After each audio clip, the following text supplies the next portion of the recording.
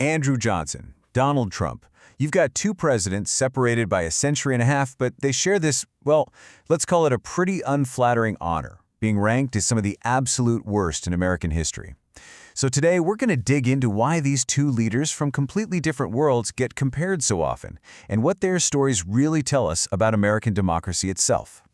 And look, this isn't just some random opinion poll. We're talking about scholars, historians. C-SPAN does this big survey, and year after year, these two names pop up right at the bottom. And it's not just a general dislike. They get hammered on really crucial things like moral authority and crisis leadership.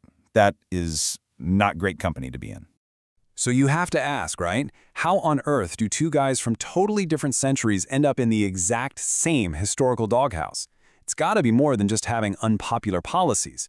And historians say, yeah, it is. It's something way deeper. It's about a clash with the system itself, especially when the country was under incredible stress. Okay, so to really get it, we need to see their time in office for what historians say it was, a total collapse of leadership.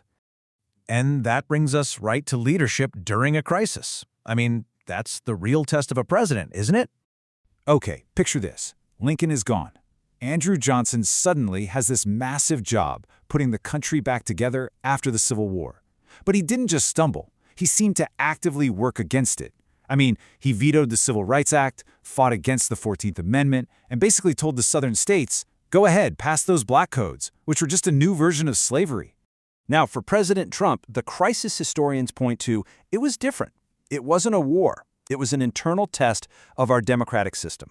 His challenges to the 2020 election and everything that led to January 6th, well, scholars see that as a crisis he created himself, a crisis that really put the whole peaceful transfer of power, the bedrock of our system, to the test. So while both presidents get a ton of criticism, historians generally agree that what Johnson did was frankly more catastrophic for the country. Think about it. He had this golden opportunity, a once-in-a-generation chance to truly fulfill the promise of the Civil War, and he didn't just drop the ball, he actively torpedoed it. And the consequences? Another 100 years of racial injustice. Okay, so these failures in leadership, they inevitably led to our next point, the president versus the entire system. Both Johnson and Trump got into these huge showdowns with other parts of the government, really pushing the boundaries of what a president can and can't do. The perfect example of this is the whole mess with Johnson and his Secretary of War, Edwin Stanton. Congress was so worried Johnson was going to wreck Reconstruction that they passed a law, the Tenure of Office Act, just to stop him from firing Stanton. And Johnson's reaction? He pretty much said, oh yeah, watch me. He suspended Stanton, the Senate put him back, and then Johnson just fired him anyway. Boom! A full-blown constitutional crisis that led straight to his impeachment. And this is where we see a really important difference.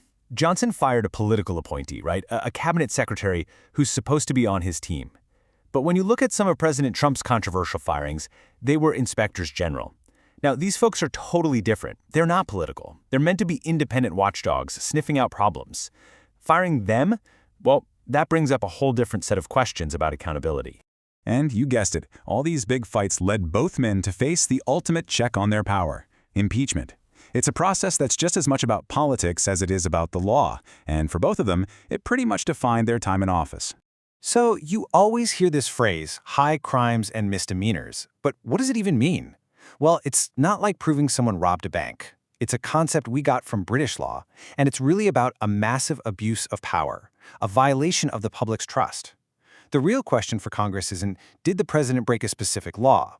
It's more like, has the president's behavior been so bad, so damaging, that they just can't stay in office? You know, the crazy thing is, the founders totally saw this coming. Alexander Hamilton, way back in the Federalist Papers, basically predicted that impeachment would become a political slugfest. He said the outcome would depend more on which party had more votes than on any real proof of guilt. He nailed the problem of partisanship over 200 years ago. Amazing, right? And boy, was Hamilton right. Johnson's impeachment was the first big test, and it was a nail-biter. He got impeached by the House, but in the Senate trial, he was saved from getting kicked out of office by one single vote. I mean, you can't get any closer than that. It just shows you how divided the nation was. Now, let's jump forward 150 years. You look at the votes in President Trump's two impeachment trials, and it's like Hamilton's warning is in 4K. The votes fell almost perfectly along party lines. Sure, those 7 Republican votes to convict in the second trial were a big deal historically, but the bigger picture was crystal clear. Party loyalty is now the name of the game when it comes to impeachment. So this all leads to a really interesting question. Why did these two stories, which seem so similar, end up so differently? I mean, Johnson was basically toast after his impeachment, but Trump, he remained a huge force in his party. The answer, it turns out, is that American politics has completely transformed. I mean, the difference is just night and day. After Johnson squeaked by, he was politically finished. He was a man without a party, really. One historian called him a demagogue shorn of power, all bark and no bite. But Trump, even after being impeached twice, he held on to this incredible influence and a base of supporters that was just unshakable. So, what gives? Why the huge difference?